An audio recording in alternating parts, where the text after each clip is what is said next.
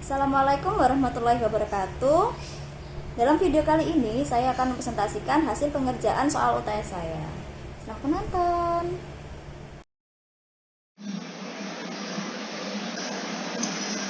Saya Syauki dengan NIM akhir 8. Di sini saya akan menjelaskan hasil pengerjaan soal UTS saya. Yang pertama, mengenai penggunaan energi fosil di Indonesia.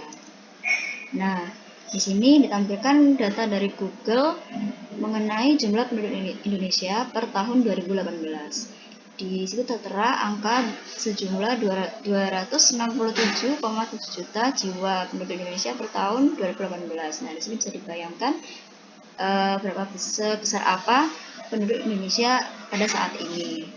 Nah, merujuk pada jurnal yang ditulis oleh Jimmy Priatman pada tahun 2003, rata-rata laju pertumbuhan konsumsi energi di tahun 1985 hingga tahun 2000 ini perbandingannya ada 3, mulai dari rata-rata dunia, negara APEC, dan Indonesia.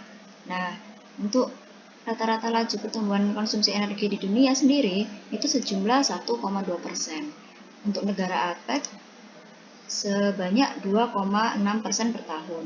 Dan sedangkan untuk Indonesia sendiri itu sejumlah 7% per tahun. Nah, di sini bisa kita simpulkan bahwa laju pertumbuhan konsumsi energi di Indonesia itu pada tahun segitu itu udah termasuk besar, apalagi sekarang di mana industri sudah lebih maju dan kebutuhan sudah lebih banyak.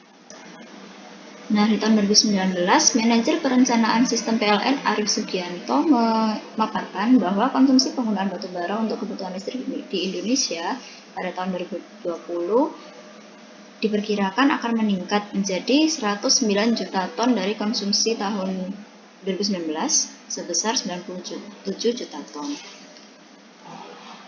Mengapa? Karena batu bara ini dirasa merupakan sumber kalor yang paling murah dibandingkan dengan gas alam dan sebagainya. Bahkan Kementerian SDM sendiri menetapkan harga batu bara per Juli 2019 dipatok sebesar 71,92 dolar per ton. Nah, ini sendiri turun sebesar 13,2% dari bulan sebelumnya.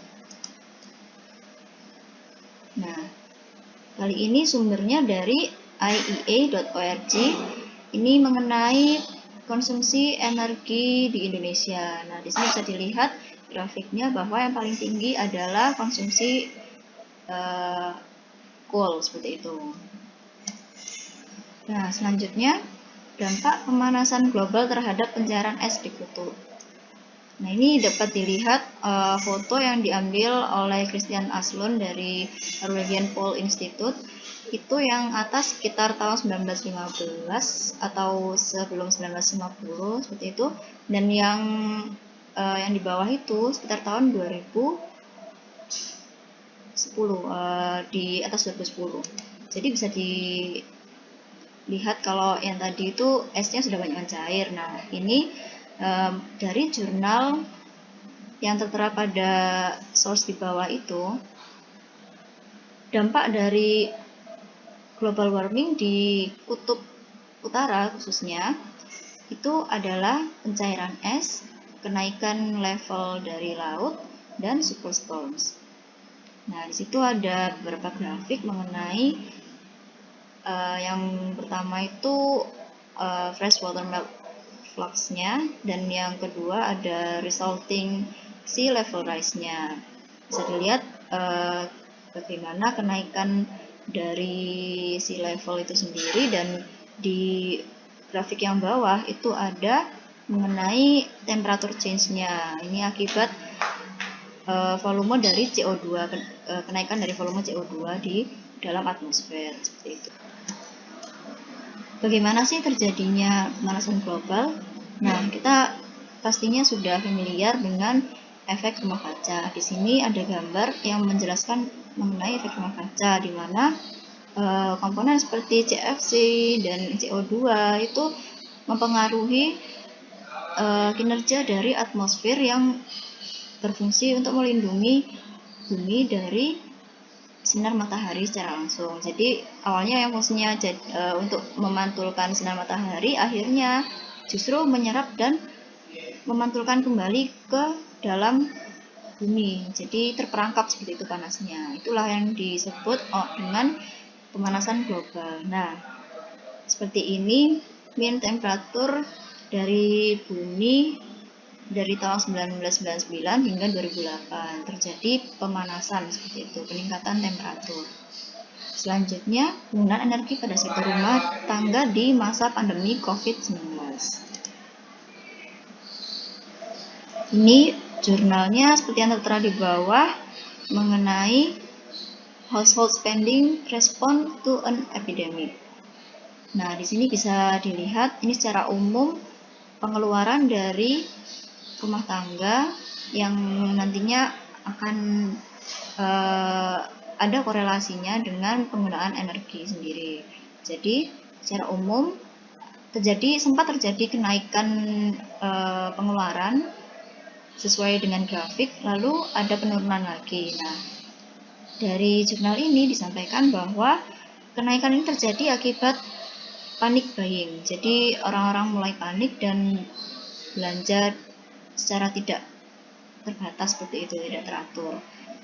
Lalu semakin tambahnya hari semakin turun, dan ini di kategori lainnya, mulai dari retail spending, restoran, air travel, hingga credit card spending. Dan ini bisa dilihat terjadi penurunan seperti itu. Nah, untuk konsumsi energi sendiri yang kali ini adalah based on personal experience.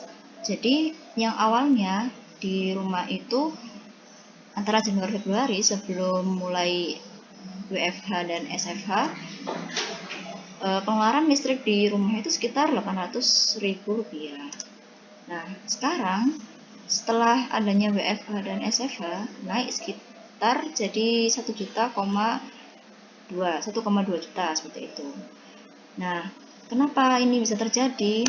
Seperti ini rincian yang kira-kira bisa disampaikan mengenai kenaikan harga yang mempengaruhi kenaikan harga dari tagihan listrik.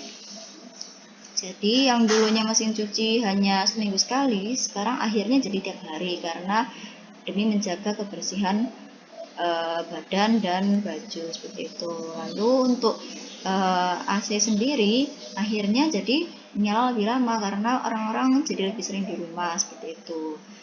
Lalu TV juga mungkin karena faktor ada di rumah terus, butuh hiburan, akhirnya lebih lama durasi menonton TV-nya.